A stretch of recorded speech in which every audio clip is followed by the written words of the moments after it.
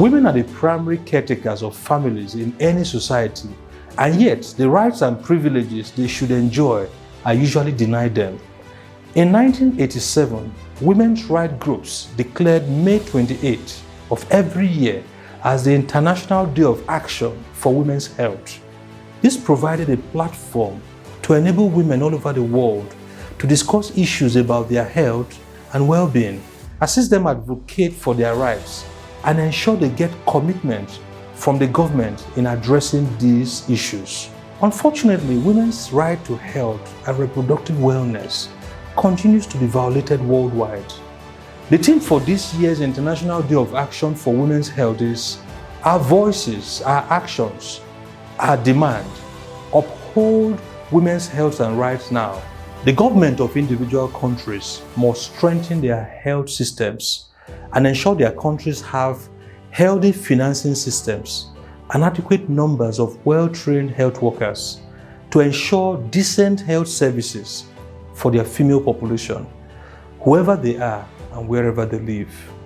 Over the years, different challenges continue to affect our women population worldwide.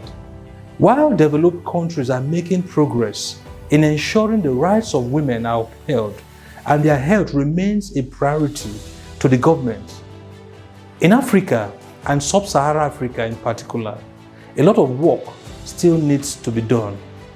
Organized healthcare system in many localities is still non-existent. Common issues which are of importance to our women include: number one, maternal health. Women in developed nations have access to family planning services, hence reducing the numbers of unwanted pregnancies.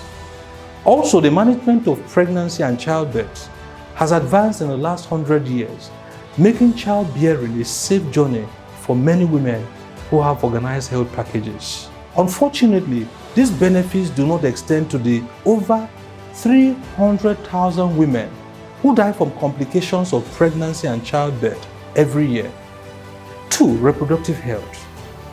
Sexual and reproductive health problems are responsible for 1/3 of health issues for women between the ages of 15 and 44 years.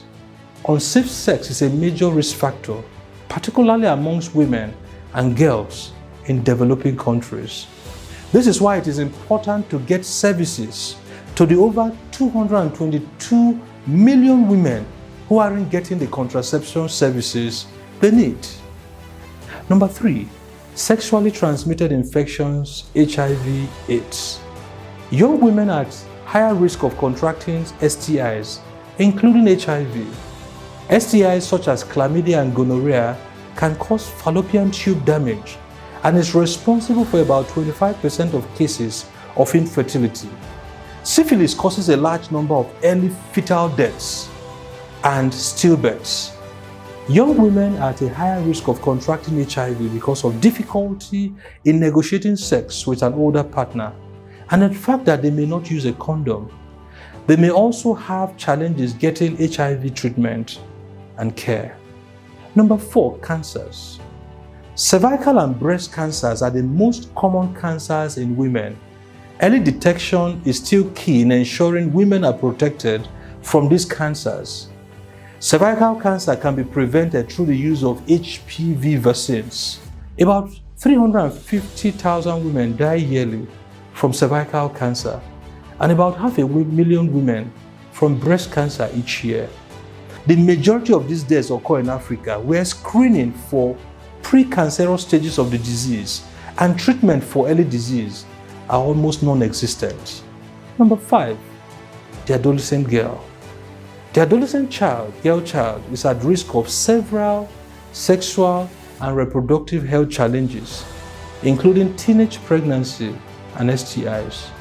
About 13 million adolescent girls give birth every year, with a significant proportion of them having complications which could lead to death. Vesico-vaginal fistula is a common morbidity amongst these young women. Women need to have more participation in politics to enable them make laws to protect their rights and privileges. 23 years into the 21st century, and a large number of women in Africa remain uneducated, don't have financial capacity to support themselves, and obtain medical care when they need them. The voices of these voiceless millions needs to be heard. Action needs to be taken to uphold their health and their rights now.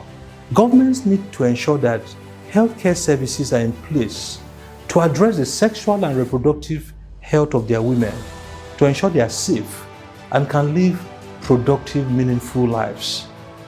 International Day of Action for Women's Health 2023.